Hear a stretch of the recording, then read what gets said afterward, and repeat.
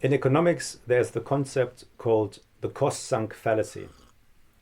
And this concept can also be applied to transitions and personal development.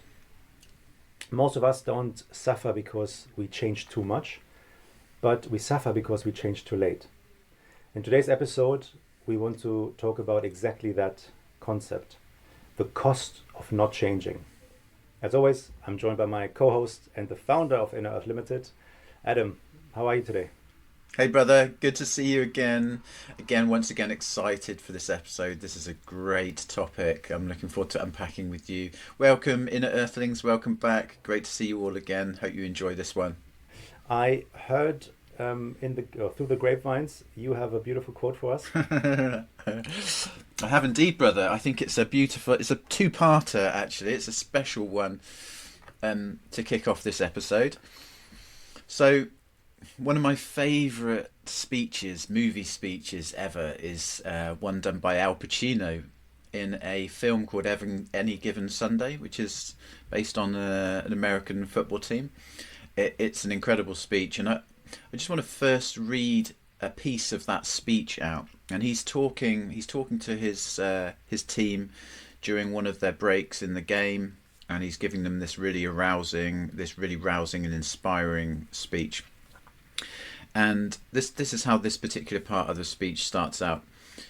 He says, "You find out life's just a game of inches, and so is football. Because in either game, life or football, the margin for error is so small. I mean, one half a step too late or too early and you don't quite make it. 1/2 second too slow, too fast, you don't quite catch it. The inches we need are everywhere around us. They're in every break of the game, every minute, every second." And so essentially what I want to use that quote to illustrate is that life is won or lost in those inches. And those inches are only found when you're willing to step into the discomfort.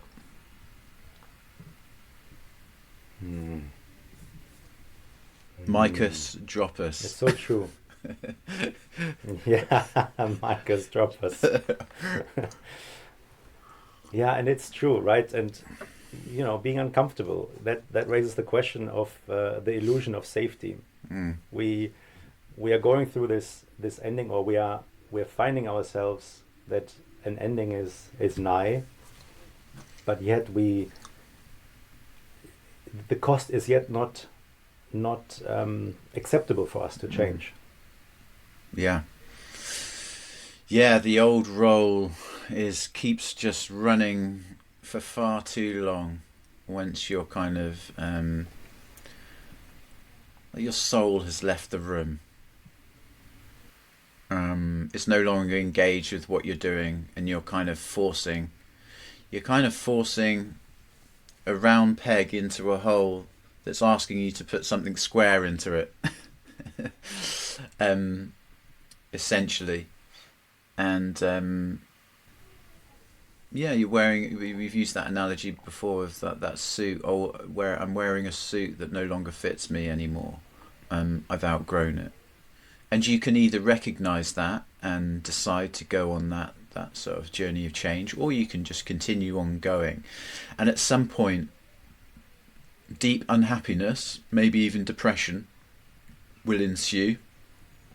And maybe even a reliance on drink, drugs, other addictive behaviours, in an attempt for you looking for fulfilment from somewhere, because you're not getting it from this career, this relationship, or this sort of old version of yourself. And then that calls us to go on that journey, to step into the discomfort. If I remember correctly, it was Jim Carrey who described depression as I'm butchering it, but let me try and get my head around it. So he described it that the avatar that you pretended to be for so long, it's no longer working, right? And the outside everything that you are in relation to is pressing on you. So the depression that's happening, it's weighing so heavy on you that you can no longer resist the inevitable change that's coming. And then for all of us, it's very individual, right? How much of that pressing on us we can bear. But essentially, it will lead us into that transition. However, how long are we willing to keep up the facade? How long are we willing to use, like you mentioned, drugs and alcohol or other addictive behaviors in order to maintain that status quo? I thought it's a really beautiful way of looking at it. Yeah. It is like life's kind of squeezing you, isn't it? And you can kind of you can ignore it and go on, because you're like, oh, there's part of you, isn't there? There's part of you that knows change is coming. There's part of you that knows the inevitable is creeping up behind you, but you're just gonna ignore it. You're just going to ignore it and sort of try and stay comfortable for as long as you possibly can, until at some point life goes, I'm sorry, in your face, like either it, like actually you don't have a choice anymore. You might have had a choice for the last few weeks or months in the way you've ignored this message or this signal, but now you're in life's gonna put you in a place where you're unable to ignore it, and then you have to go on the journey, and I guess that's what the fuel of pain gives you. When the pain's enough, the change will happen. And I think that speaks to sort of something we've mentioned about sort of, it's not that people aren't afraid of change, it's that they're afraid of regret. So what do you think that they're regretting? Well, I think it's let me answer this in two steps. One, first I like to acknowledge or mention that for so long we have been, like, our identity was created through the relationship, the job, or whatever build up, and it worked for such a long time. So then suddenly it's no longer working, or it's starting to no longer work, and suddenly we automatically think, but then who am I without it, right? So for us, of course, the cost of leaving that behind and potentially having to start over, or acknowledging that this is no longer feasible to continue. This is painful. I know it. I've lived through it a couple of times. Because you attach yourself with something that isn't really you, right? It's a label that you created, and it fit for however long. And the longer it fitted, right, the longer it did the purpose, then so I just wanted to mention that I really feel and acknowledge the pain that someone feels when the change is coming or is forced upon oneself. And Yeah. what was your question? Sorry, I forgot. You did what I do. Yeah. I was saying that it's kind of, sometimes it's not that people are afraid of changing, it's that they're afraid of regret, of what they I think that's I think you partially answered it. What they're actually regretting by making that change, or the investment that they've made into that thing, or that label, or that outfit that they're wearing. Yeah, exactly, because you have to then acknowledge that, or let me put it this way. Society teaches us if something no longer works, then it's failure, right? So we think if we break up with someone, we failed, and then we become depressive about that. If a job no longer works out, then, well, we are not good enough to have stayed in that career, and we haven't worked hard enough. So it's always this illusion of identity that we attach to it. That's really the hardest bit. But and this is the beautiful thing, like how we work within Inner Earth, we're looking through it through a spiritual lens. So it's going a level higher than the physical realm. Now this sounds all very meta, but it allows so beautifully to disassociate with your identity, with what you've attached to yourself in the past, and allow the true self to come forward and answer the questions. Who do I want to be? Mm. Yeah. Yeah, like we talked about on the previous episode about the power of myth, and taking those internal thoughts, feelings, and turning them into something metaphorical and mythical, to give you a kind of a tangible framework to take a step back from, kind of to look at,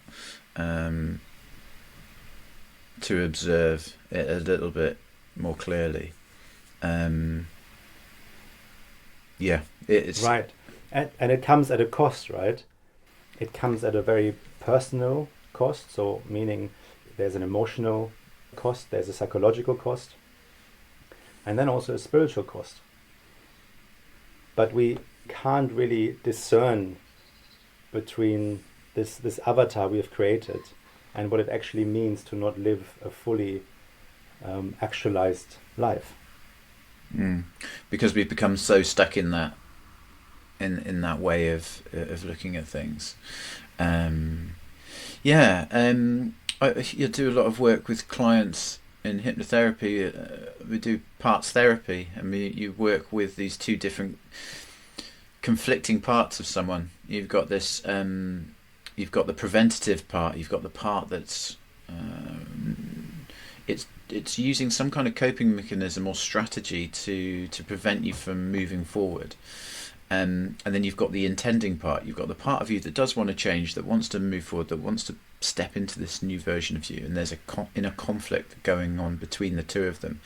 And what's quite fascinating is that even that preventative part it's actually there because it believes it's doing something worthwhile for you, and it's working for you, or it's protecting you, but it's just using a coping strategy that's quite dysfunctional, but at some point may have served you.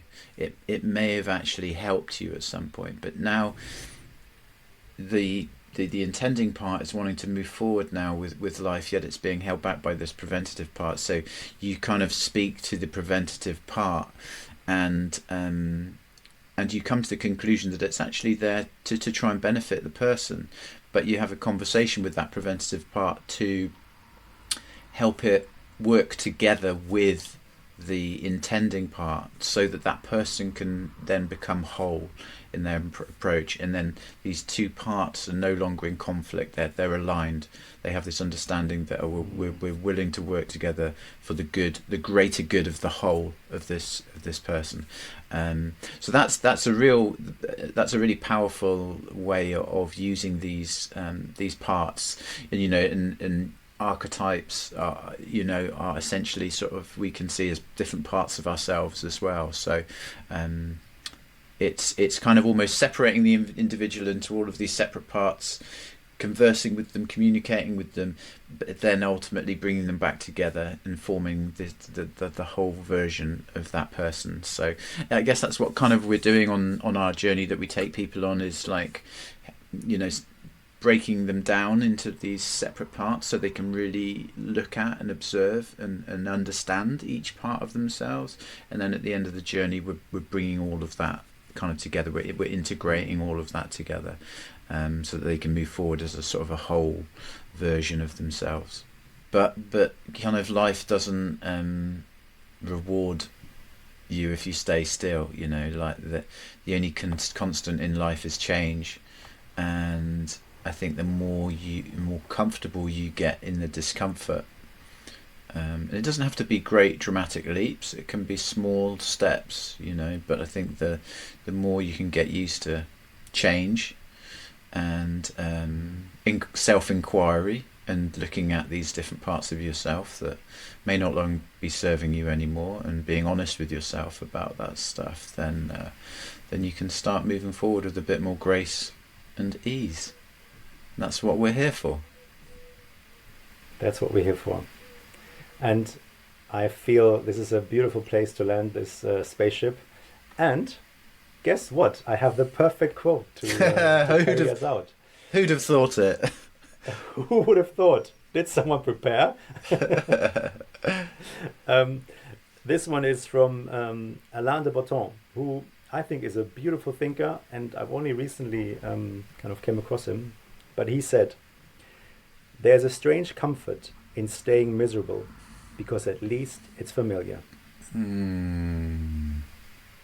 There's a strange comfort in staying miserable, because at least it's familiar. Yeah.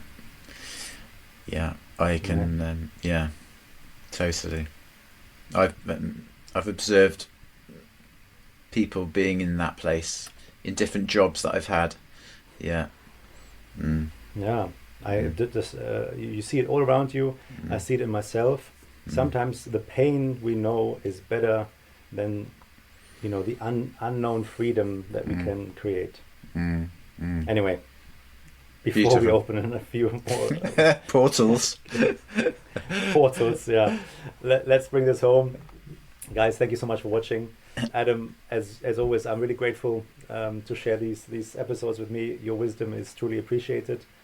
How about you guys? Do you notice about yourself that sometimes staying comfortable outweighs the possibility of a new change? Leave us a comment, it would be great. You find all the informations around the inner earth world, or realm, I should say, in the show notes. We're really looking forward to see you the next time. Goodbye, everybody. Adam, any last words? Thank you, brother. I love these conversations, and it's stuff that we talk about all the time when we're not on camera, and hopefully our inner earthling followers can see the passion and interest that we have for these topics about life and transitions. So thanks for watching, everyone. Thank you, brother. See you on the next one. Peace out.